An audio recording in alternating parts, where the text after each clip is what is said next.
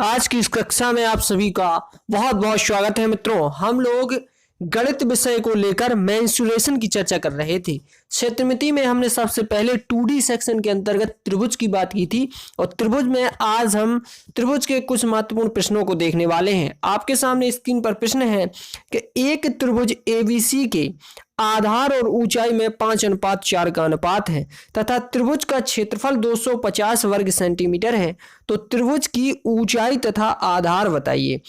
यानी हमें आधार और ऊंचाई में अनुपात दिया है 5:4।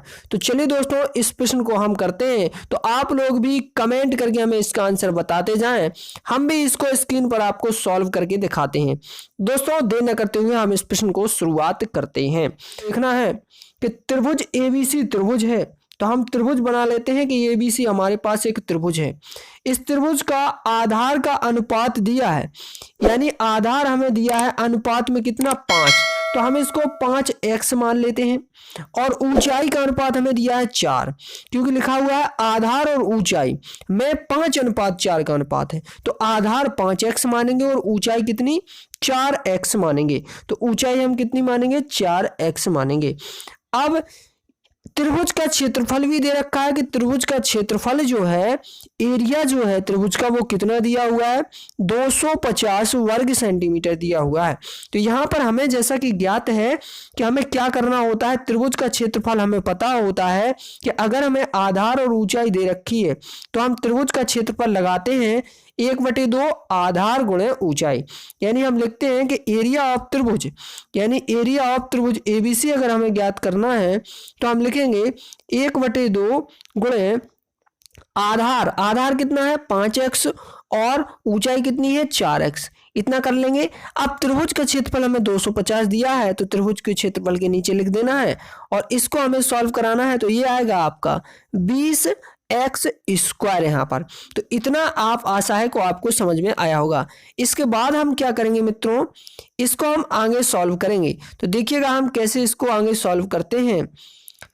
देखिएगा, इसको हम काटेंगे 2 से तो आएगा 250 बराबर 10x²। यहाँ एक 0 से 0 काट दीजिए तो x² बराबर कितना आ जाएगा 25 आ जाएगा। x² बराबर कितना होगा 25 होगा, तो x बराबर आपका 5 आ जाएगा। तो x बराबर आपका 5 आया है। अब चूंकि x हमारा 5 आ गया है तो हमने ऊंचाई 4x मानी थी, तो 4 गुणे 5 तो 20 आ जाएगी। 20 सेंटीमीटर ऊंचाई और आधार 5x माना है, तो 5 गुणे 5 25 आ जाएगा। अगला प्रश्न देखते हैं दोस्तों। आशा है आपको ये प्रश्न समझ में आया होगा। आपके सामने अगली स्लाइड पर दूसरा प्रश्न दिख रहा है। किसी त्रिभुजाकार खेत की तीनों भुजाएं 20 सेंटीमीटर, 21 सेंटीमीटर और 29 सेंटीमीटर हैं, तो 15 रुपए प्रति वर्ग मीटर की दर से खेत के फसल काटने का, यानी खेत में फसल है तो उस फसल को काटने का खर्च कितने रुपए होगा। 15 रुपए प्रति वर्ग मीटर की दर से त्रिभुजाकार खेत है। चलिए दोस्तों, इस प्रश्न को हम करते हैं। आप लोग अपना कमेंट करना स्टार्ट कर दीजिएगा, सॉल्व करके आंसर कमेंट बॉक्स में ज़रूर दीजिएगा। हम इस प्रश्न को शुरुआत करते हैं। तो ये रहा दोस्तों आपका एक त्रिभुजाकार खेत। चलिए हम बनाते हैं एक त्रिभुजाकार खेत। तो देखिएगा, एक त्रिभुजाकार हमने खेत बना लिया है। इसकी भुजाएं हमें लिख लेना है। भुजाएं जो दे रखी हैं वो ध्यान दीजिएगा 20, 21 और 29। तो अब आपको याद रखना है, हमने बताया था आपको पाइथागोरस त्रिक, और पाइथागोरस त्रिक में हमने आपको एक 20, 21 और 29 आपको बताया था कि ये जो होती हैं वो पाइथागोरस त्रिक होती हैं। यानी त्रिभुजाकार खेत तो है ही, साथ में बहुत समकोण भी होना चाहिए, क्योंकि ये जो माप है वो कैसी माप है, वो पाइथागोरस प्रमेय को वैलिड करेंगी।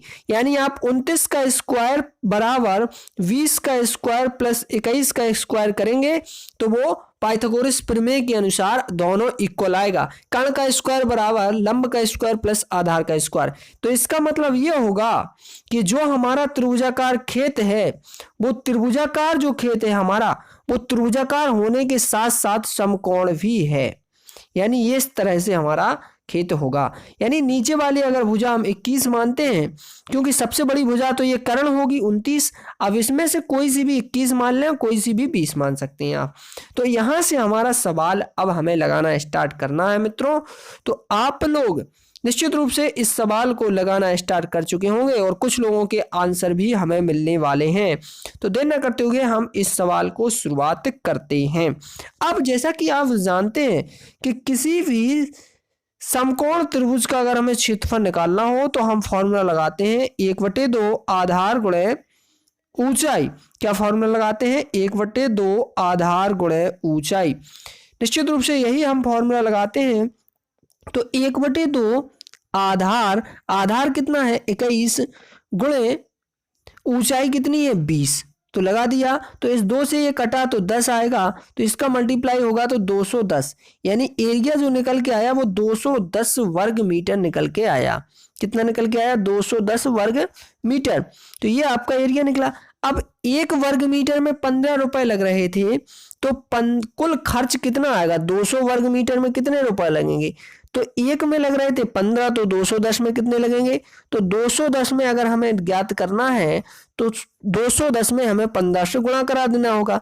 तो यहां पर ये आपका आ जाएगा 3150 रुपए।